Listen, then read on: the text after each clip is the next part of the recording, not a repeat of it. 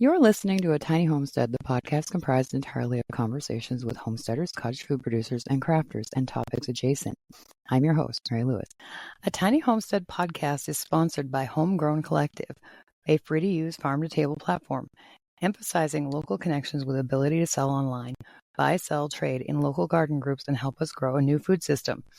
You can find them at homegrowncollective.org.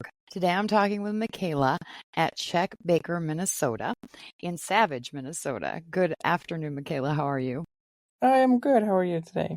I'm good. Sorry about the technical difficulties logging in. I'm going to be emailing Riverside tomorrow and being like, what is up, guys? Because it's not working very well for my guests. No problem. We figured it out, so we're good. Yes. So I usually say how's the weather, but I'm in Minnesota too, so we know the weather's been kind of rainy, kind of sunny, kind of cloudy, and we never know what we're gonna get. So Right. yeah. Okay, so you are a Czech baker, and I need you to tell me how you pronounce Kolachy or E or whatever it is. So Koláč would be a traditional size that we have in Czech Republic, and that would be one item, just one. Kolache would be multiple. And then here in Minnesota, they do use koláčkys. So they add the S at the end to make it multiple. But if you say koláčky, that would be multiple already. And single would be koláček. And that is just a smaller version that from the regular koláč word. Okay. And that particular pastry we're talking about is the one that's flat on the bottom, but the corners are folded in and it has like a jam or jelly in the middle. Is that right? You know, we're going to be hearing a lot of people about this because I was born and raised in the Czech Republic. And Koláč comes from word kolo, which means round. So in Czech Republic, if you ask for koláč, you're going to get a round circle item with the filling on the top and open face, and that's the ones I make. And then the ones here in Minnesota, they do put in the two corners, or sometimes they just do two of the sides, kind of wrap them over and kind of hide the filling a little bit. So we make those in Europe as well. We don't call them kolache. We have different names on the different presentations. It's the same dough, same filling, just a different presentation and gives you a different name. But in Czech Republic, if you ask for koláč, you're going to get a round thing with open face. Okay. See, this is why I love talking to you people on the podcast, because I learned things I didn't know. My husband and I were at a friend's house last year or the year before, and the male of the couple was telling me that it's Kalachi, and I've heard it called Kalaki, like Kalaki Days in, I think, Montgomery. Kolache days in Montgomery, yeah. Yeah, and for the longest time, I'm like, number one, I don't know how to pronounce it correctly. And number two, I don't care. They're yummy. So whatever, a rose by any other name would smell as sweet. And I suppose that whatever this pastry we're discussing is called, it tastes just as good. Yep, I would think so. I mean, different names, but different views or different looks, but the same dough, same kind of filling. Of course, depends, if you get it from commercial store, if you made it from homemade. But yeah, whatever they're called, they are delicious. You're right. I love the pastry dough. It is so good. And I'm not even a bread girl. Like, I don't love bread, but these things are amazing. Okay, thank you for sort of straightening that out for me, because I figured you would know the correct answer. And where in Czech Republic are you from? I was born and raised in Ostrava, which is the north side. I lived about, we have 20-30 minutes to Poland, and then about 30 to 45 minutes to Slovakia. So we're kind of up in that corner, and all of those three cultures kind of, interlope in there for us as far as foods go. So we get a little bit of everything. And when did you come to America? I have been here since 1998. Oh, wow. Okay. So how old were you when you came over?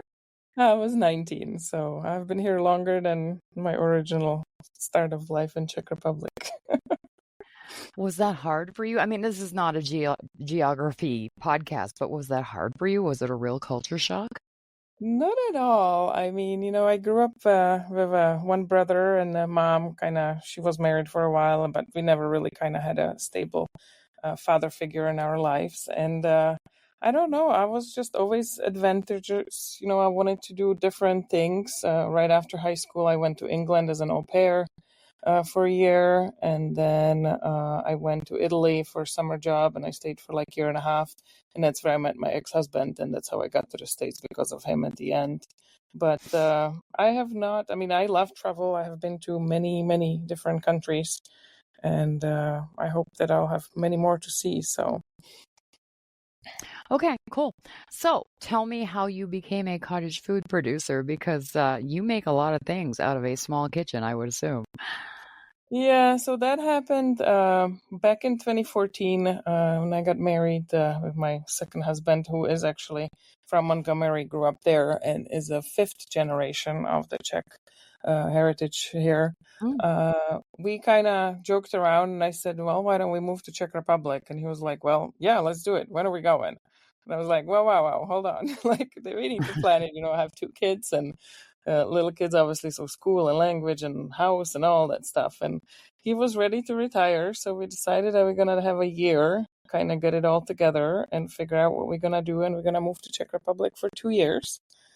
And we did that. We actually stayed for 3.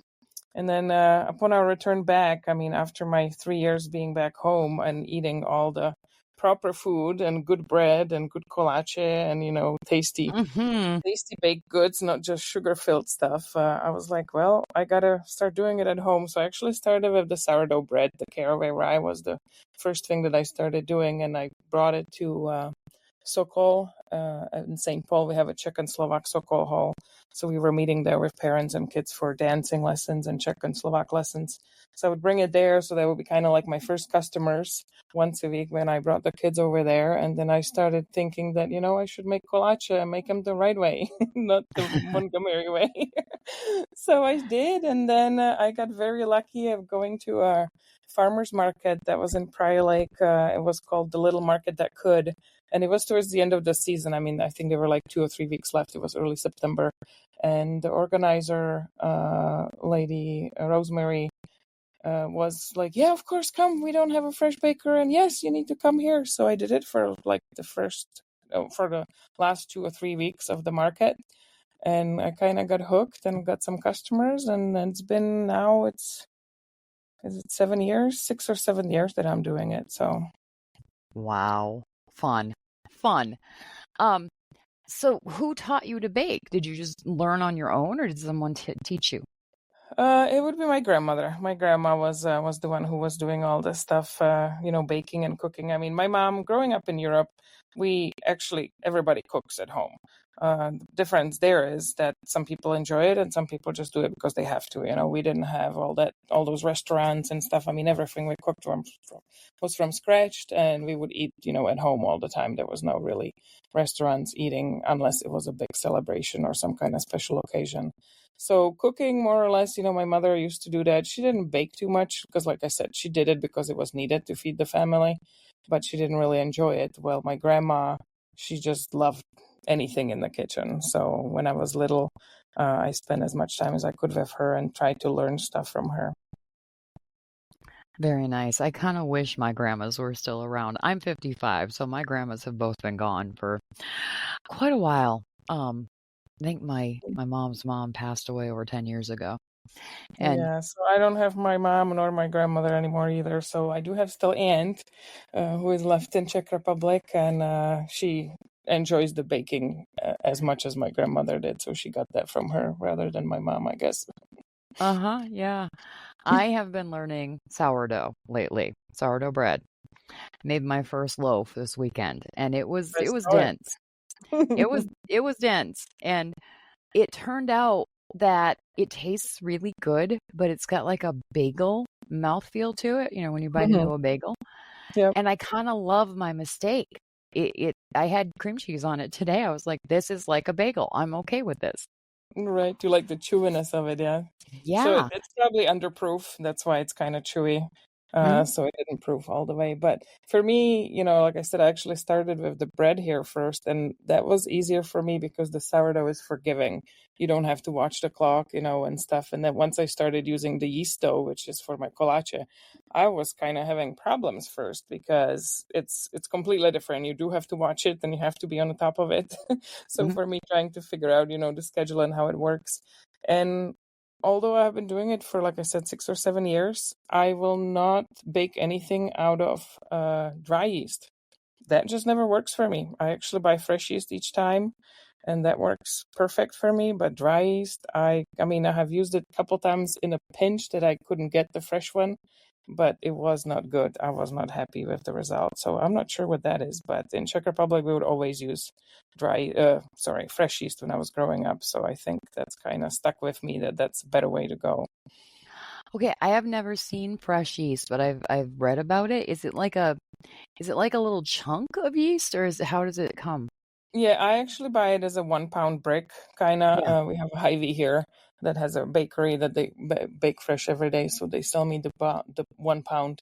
You can buy them in a little smaller, like a cubes. Sometimes I've seen them at London Byerly's, I think, but that one small cube is only like 45 or 50 grams, and I'm not sure how many that is in ounces. I'm sorry, but No, that it's one okay. costs like $3 or $4, and the 1 pound I buy at Hy-Vee cost me $5. So. Okay, so what's the texture of it? Is it like clayish, or is it? Kinda, yeah. It's kind of like clayish, like a plasterine, modeling. Yeah. So do you just like scrape a spoon into it to get what you need, or how do you use it? Well, because I bake in a big batches, obviously, since I bake for the farmer's market, I weigh it. So I just, I usually use about a third of that brick. So I, Okay. take off whatever I need, obviously weigh it, make sure I have enough, and then I just scramble it with my hands into warm milk with sugar already. And then the same process like with the dry yeast, you let it, sit for a little bit so it starts blooming, but it works way faster than the dry yeast. So. Okay, I had no idea. See, again, this is why I love you guys. I learned so many things I had no idea about. My husband is the yeast bread baker. I kill every yeast dough I deal with. I gave up. He's so good at it. I'm like, you do it. Yeah. And then I had a friend bring me some sourdough starter a couple weeks ago, and I killed that too. Didn't feed it for 3 days, and I was like, oh, it's not good. Forget it. Oh, you didn't kill it. The sourdough will last. I brought mine actually dried up from Czech Republic, and I bake once a week. So during the season, during the summer markets, but in the wintertime, I don't necessarily bake at all, or for a month or two at a time. And as long as you keep it in the fridge, you can always revive it afterwards. It might take a little bit longer, but it works. I have 2 starters. I have the white regular flour, and then I have the rye. And the rye one is much easier to keep track of, or take it easier to keep it going, because the rye flour just has a little more power, I think, for the sourness, for the fermentation. The second part of my story is I also broke the jar that the sourdough starter was in. So it went in the trash, and then I started over. I started my own, and it worked. And that's what I made the loaf out of this weekend. And so my sourdough, I have 2 now. I have 2 starters going because this is a thing. It's like chicken math, only it's sourdough math. And I want to make 2 loaves of bread every Sunday now because number one, salt, flour, and water only. Yeah. That's it. That's what makes it. And it's inexpensive, and it tastes really good. Who knew? Yeah, there's nothing better than home baked bread. And while there is different ways you can make it and use it, being it yeast bread or sourdough bread, there are just very simple recipes as well. Just like you said, 3 ingredients, give it some time, fold it over once or twice, plop it on a baking sheet, and it might not look pretty, but it will be good. It will be edible. Yeah. And even if you underproof it, it might turn out like a bagel. And I don't make bagels, so I was very happy to have bagel bread this morning. It worked out great. So we've talked about kolaches, however you say it. I'm never going to say it right. And sourdough bread. But what else do you make? The other thing I make is vanočka, which is some American Czechs know it as hoska, but it's basically a braided bread, kind of like challah bread. I'm not sure if I'm pronouncing that right. I think But it's challah. Yep. challah bread, yeah. So it's that. I mean, I use exactly the same dough as I use for kolache, so it's just slightly sweet. My customers actually compare it to brioche bread because of the sweetness a little bit. So that's another one. And then I make bublanina, which is a traditional Czech cake that's just poured in a baking pan and baked as a one whole thing, and then you slice it in little things. It's basically a coffee cake with fruit on the top of it, different types of fruits. But for that one, I actually use a Czech flour. We have 3 different types of flour in Czech Republic for the white one, and this one you can't find here in America, so I actually buy it in Chicago when I go, usually once or twice a year, and I bring home like 200 pounds of the Czech flour, and then I use it throughout the year. But the fun thing I always see is comparing the ingredients of the Czech flour. You look at it and it says wheat. That's all there is. And then when I look in the American one, unfortunately I do not buy organic because I couldn't make it financially for business that way. But I do buy the unbleached and unbromated from Sam's Club. So I'm trying to do, at least something good in there. But still, if you look at those ingredients, it definitely does not say just one word. So yeah, we Americans have a crazy need to overcomplicate everything, including ingredients. Yep. It's sad. Like my podcast is about homesteading and cottage food producing and people who make things, so crafters. And we walk the walk and talk the talk here. We have a big old garden and we grow a lot of our own food in that garden, and we also sell it to people. And when you get butter crunch lettuce out of my garden, that's exactly what you're getting. It has no pesticides, no herbicides, and if it has manure, it's chicken manure from our chickens in the dirt. And it's I want people to know that it doesn't have to be complicated. Like flour should say wheat. Yep. So I don't know why we all go so far out of our way to make things so difficult for ourselves. Yeah, well, I think it's especially for the flour, I think it's the stability, shelf stable for who knows how long. Because when you do, and I actually did look into trying to do my own flour milling, but I use, I don't know, about 150 pounds of flour a month, and that's just not doable unless I would have a commercial miller, which there's no room for that in my house anymore. So yeah, exactly. So tell me, you go to a bunch of different farmers markets, yes? I actually do just the one now, Chanhassen. I do different events that I see throughout the year. Try to stay kind of with the Czech main events kind of thing that I can get into. But then I have done a couple different ones, like in Shakopee, there were a couple, there was like a food truck event, and then they do ales in the alley, which is like a couple open breweries on the downtown there, and then they have music and vendors and stuff. So I've done that for the 3rd time this year. But the farmers market's only one on Saturday at Chanhassen, 9 to 1, and it's strictly because I have a full-time job. This is my fun job, so... Okay, yeah. You have a jobby job, and then you have your favorite job. Yep, I have a job I have to pay for health insurance with. That's correct. Yeah, I know. I get it.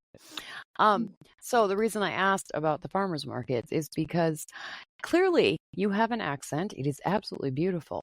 And you're making foods that have different names than most Americans have ever seen. So do you get like questions when people interact with you about where are you from and what is this and what's it like how does it compare to an American dessert? Yeah, so most of the time, I would say probably 90-95% is people who actually know Kolache or who has actually followed me on Facebook, and they come really specific for that, so they know what it is. There's a few others, there are like, kids who walk by and see my display and they go, "Oh, donuts." And I go, "Yeah, no donuts." And then, off and on, there's a couple of people who will like ask what it is. So obviously I can explain it and then, just tell them what the flavor is and what the reason of it is, because I was born there. Obviously, like you said, as soon as I start talking, you can tell that I'm not from the US. So yes, but honestly, I listen to accents all day long, every day because of the podcast. Your accent is so pretty and you are very, very understandable. It's not like it's in the way of my understanding what you're saying. Yeah, and I guess I would agree with you on that. I do, at work I deal with calling insurance companies, and I deal obviously with lots of different people, and their accents sometimes are very horrible. But it's just a personal thing. I mean, I have spoke or learned English since probably my 5th grade, and then I also had German. I lived in Italy, so I was able to communicate there as well. So it's kind of just, some people have the head and heart for languages and some just don't. So Yeah, I do not. I took 2 years of French in high school, and to this day I can still sort of read French as long as it's words on paper. I can't speak French to save my life, even after having an excellent teacher who I adored. And she required us all to start speaking French from the get-go. Like, she gave us a couple of phrases that were common and made us use them in class from the first day of class. I don't even remember what they were at this point. I also took a year of Spanish because we had to take a different language in high school for 3 years out of the 4. So I was like, okay, well, I took French. Spanish isn't that much different. I'm going to take Spanish 1 this year. And it's very confusing because Spanish and French are alike, but they're also very different. And I would start saying things in French instead of Spanish, and my Spanish teacher would be like, Mary Evelyn, this is not French class. This is Spanish class. And I'm like, I know, but I just got done with 2 years of French.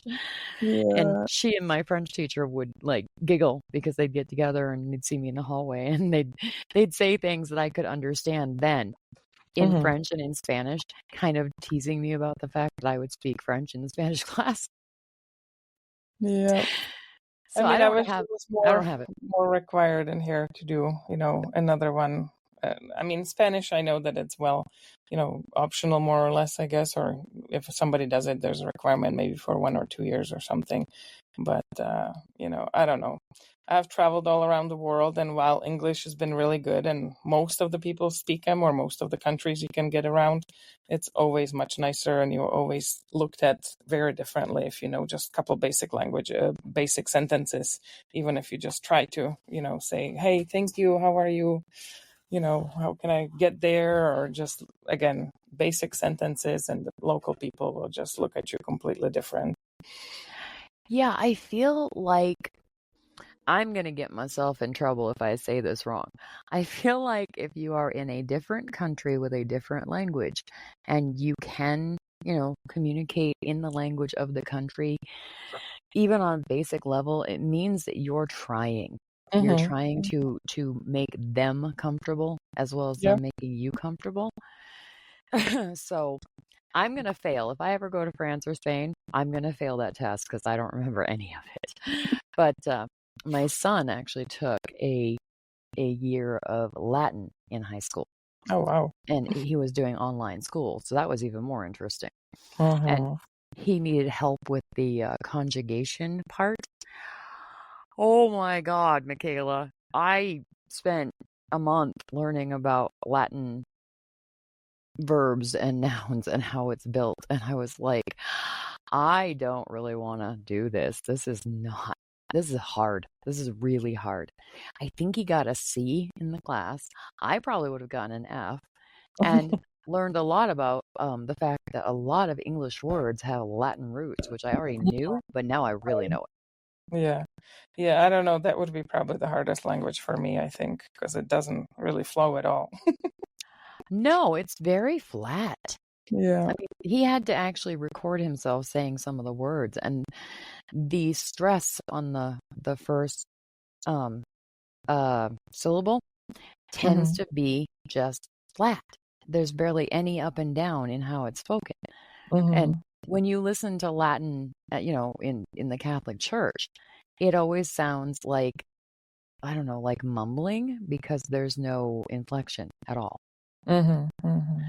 So, yeah, not only was it difficult to learn, but it was really boring as a listener to listen to. And I love music. So for me, I was like, oh my God, I'm going to be asleep in 5 minutes if I have to listen to any more of this. So yeah, languages are, some of them are beautiful. Some of them are boring as all hell. So anyway, not a language podcast. It's a cooking podcast, homesteading podcast. I love that you have brought the traditions of your baking from the Czech Republic. I think that is amazing. Yeah, I mean, we're trying, like, once you move somewhere. When I originally got here when I was 19, I was like, oh, I couldn't care less for any Czech food. I wanted to try everything American. So, at that point I was on, Hamburger Helper, Kraft and mac and cheese. Yes, all the fast foods I could have. And then I was pregnant and I had my child. And at that point I realized that it's all junk. And I just tried to go back to my roots and try to do, the cooking from scratch and everything. So. Good job, Mama. I'm impressed. Good. I'm glad. Yeah. Do your kids, this is going to be another weird question because I haven't talked to anybody like you ever on the podcast. Do your kids love the cooking from scratch with the traditional foods? They enjoy the food. There's really not much that they don't like. There might be a couple things like liver. When they were little, they would still eat it because they knew they had to. Now, obviously, they would be like, they're 16 and 19. So now I would be like, I'm not going to eat that anymore. But, that's just one kind of funky thing, of course. But yeah, they really, and with us living there for 3 years, they were going to school, and lunch is the main dish that you would have every day. And they were getting it at school, and it was always cooked from scratch there. And it would include, soup, full meal, and then usually some kind of either salad or dessert, kind of something sweet. Mm-hmm. So they have had everything and anything that I grew up on, and they really enjoy it. Making them cook it at home, that's another story. My son is more of the cooker kind of adventurer, but some of the stuff takes really long time. There's like different sauces and baked goods and stuff, not baked goods, but meat that's been roasted in the oven with vegetables and stuff, and takes a long time. And making dumplings from scratch, it's not a quick food to be done. So I don't believe that he would be able to cook anything traditional Czech. But my daughter, on the other hand, she will eat anything as well, but no, she's not into cooking at all. I love that your son is into it, though. My son loves to cook too. He just made some battered fried chicken tonight for dinner because I don't make it. I don't like frying in hot fat. It scares me. And when he puts the chicken in the hot fat, it makes that sizzling noise, and it just makes the hair on the back of my neck stand up. I hate it. And he said, "Are you going to have any of this?" It was chicken thigh meat, and I don't love chicken thighs. And I was like, "Nope, spice it up the way you want to." That's the best part, is the thighs. I am not into chicken right now. I had chicken the other day, and I was like, "Nope, I don't want chicken again for 6 months. I'm good."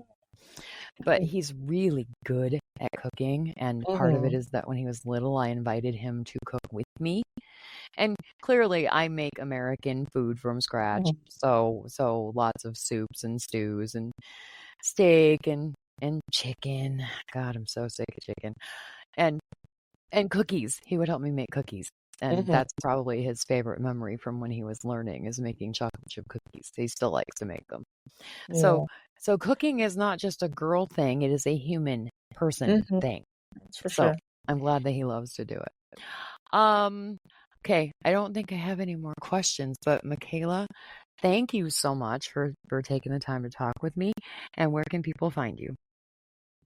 Well, the Facebook site is probably the easiest to see where I'm going to be. That's the most, that's really the only thing that I kind of use for keeping in touch with people. And it's the Czech Baker Mn.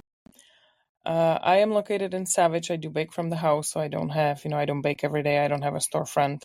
The best other way of contacting me is probably either emailing theczechbaker@gmail.com or to texting me at my phone number that you can find on my Facebook site. Or if you're already a customer, obviously it's on all my products as well, so you can find it on the label. Awesome. Fantastic. One more question. Are you a member of the Cottage Foodie website? Cottage foodie. Oh, you mean on Facebook? No, it's actually a website. Matt Rosen started a Oh directory. no. Okay, Matt Rosen. I know that name. He Yeah. does the cookies, right? He's the surgeon cookie master or something. Yes. He has a website now that's a directory for bakers, cottage food bakers or I saw when producers. he was trying to put it together, I think. I Yep. saw that online somewhere, and Yep. then I kind of lost track of it. So no, I am not there, but I I might have will to look into it again. I will message you the link tomorrow morning so that you have it. Okay. But yeah, he's doing it and it's starting to pick up some traction and I think he's going to have an actual a conference next spring. Oh, really? Oh, that's pretty cool. In Minnesota. Nice. So, and I keep meaning to mention this and I keep forgetting. So I was like, this is the perfect time to bring up Matt and the cottagefoodie.com, I think it is. So, Okay, yeah, definitely. The info, I will look into that again. Yeah, definitely, because that way more people can find you. Mm-hmm. All right. So, as always, people can find me at atinyhomesteadpodcast.com. And Michaela, again, thank you so much for your time. I appreciate it. Thank you for reaching out, Mary. Have a great day. You too. Have a good night. All right. Bye.